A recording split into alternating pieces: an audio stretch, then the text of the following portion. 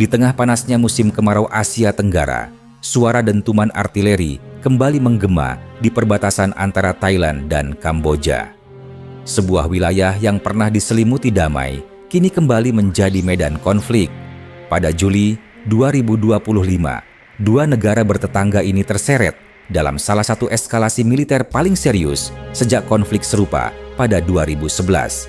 Ini bukan hanya soal peluru dan roket. Ini adalah cerita panjang tentang sejarah yang tak pernah selesai, nasionalisme yang tumbuh dari luka lama, dan bayang-bayang ketidakpastian yang terus mengintai Asia Tenggara.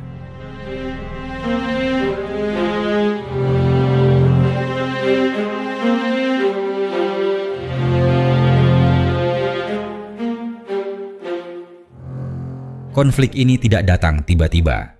Titik nyalanya bermula dari sebuah garis imajiner, perbatasan antara Thailand dan Kamboja yang diwariskan dari peta kolonial awal abad ke-20. Salah satu sumber utama ketegangan adalah situs suci, Candi Tamuen Tom dan Preah Vihear, warisan arsitektur Khmer yang menjulang di perbukitan Dangrek. Pada 1962, Mahkamah Internasional memang menetapkan bahwa Preah Vihear berada di wilayah Kamboja. Tapi, putusan itu tidak menyelesaikan semua masalah, karena wilayah di sekelilingnya tetap menjadi titik sengketa. Sejak itu, konflik tak pernah benar-benar padam. Seperti api kecil di balik semak kering, hanya butuh satu percikan, dan semuanya terbakar. Percikan itu muncul kembali pada Mei 2025. Seorang prajurit Kamboja tewas dalam bentrokan kecil di wilayah Changbok, dekat titik perbatasan yang dikenal sebagai Emerald Triangle. Tensi langsung meningkat, retorika nasionalis menguat, pasukan digerakkan, dan pada tanggal 24 Juli, bentrokan besar pecah.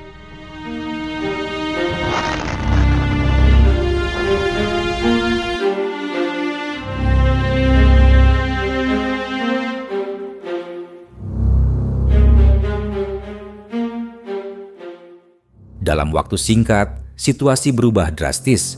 Thailand mengerahkan jet tempur F-16, helikopter serang, dan artileri berat. Sementara Kamboja menanggapi dengan roket BM-21 Grad dan sistem pertahanan darat. Pertempuran pecah di banyak titik, dari distrik Pusing dan Kunhan di Thailand hingga Odar Meanchey di Kamboja. Beberapa desa rata dengan tanah, sekolah, stasiun bahan bakar, bahkan situs keagamaan ikut terkena dampaknya. Thailand mengklaim Kamboja memprovokasi terlebih dahulu, menembakkan roket ke arah pos militer dan permukiman. Kamboja membalas tuduhan itu dan justru menuduh Thailand menggunakan bom cluster, senjata yang dilarang oleh banyak negara karena dampaknya terhadap warga sipil. Dalam waktu 48 jam, lebih dari 16 orang tewas di Thailand, termasuk anak-anak dan petani lokal. Di sisi Kamboja, sedikitnya 4 orang tewas, dengan lebih dari 1.500 keluarga terpaksa dievakuasi. Namun angka yang lebih mencengangkan datang dari jumlah pengungsi. Lebih dari 140.000 warga sipil Thailand mengungsi dari zona konflik. Jalanan penuh kendaraan, truk militer, dan wajah-wajah panik yang mencari tempat aman.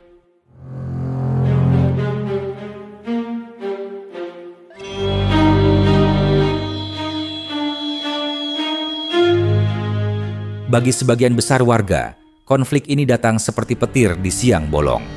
Tapi, bagi pengamat keamanan regional, ini adalah konsekuensi dari serangkaian tanda-tanda peringatan yang diabaikan. Pertanyaannya, kini, mengapa konflik ini meledak sekarang?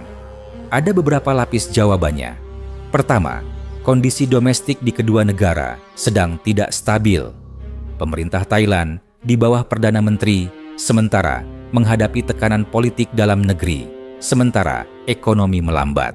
Di Kamboja, meskipun transisi kekuasaan dari Hun Sen ke Hun Manet berjalan relatif damai, sistem politik tetap tertutup dan rapuh terhadap gejolak luar. Kedua, ketegangan etnis dan nasionalisme meningkat. Candi-candi kuno bukan sekadar bangunan batu.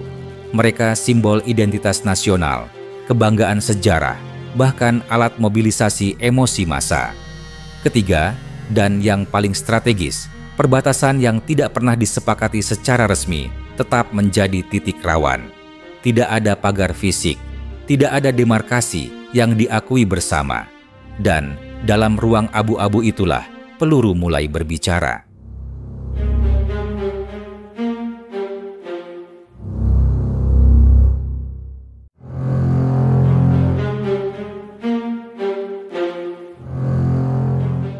Apakah ini akan berakhir sebagai insiden terbatas atau justru berubah menjadi perang terbuka? Pemerintah Thailand sendiri mengakui jika serangan terus berlanjut, mereka tidak akan ragu untuk mengerahkan kekuatan penuh. 8 distrik perbatasan telah dinyatakan dalam status darurat militer. Pangkalan udara diperkuat, unit infanteri tambahan dikerahkan, dan pusat logistik diperintahkan siaga 24 jam.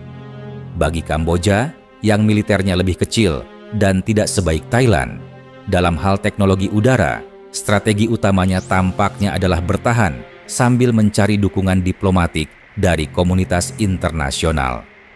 Namun, dalam konflik semacam ini, kalkulasi rasional sering kalah oleh sentimen emosional. Satu tembakan salah sasaran bisa memicu reaksi berantai. Satu kematian sipil bisa membakar kemarahan nasional, dan satu kegagalan diplomasi bisa mengarah ke medan perang yang lebih luas.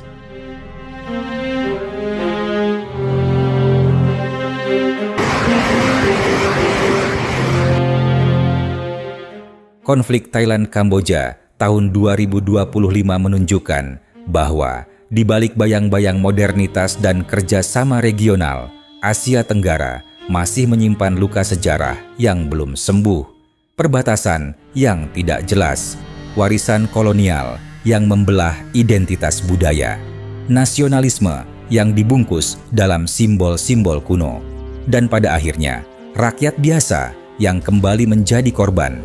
Ini bukan hanya ujian bagi Thailand dan Kamboja, tapi juga bagi ASEAN, bagi stabilitas regional, dan bagi masa depan keamanan di kawasan. Apakah kita akan belajar dari masa lalu atau kembali mengulang lingkaran kekerasan yang sama?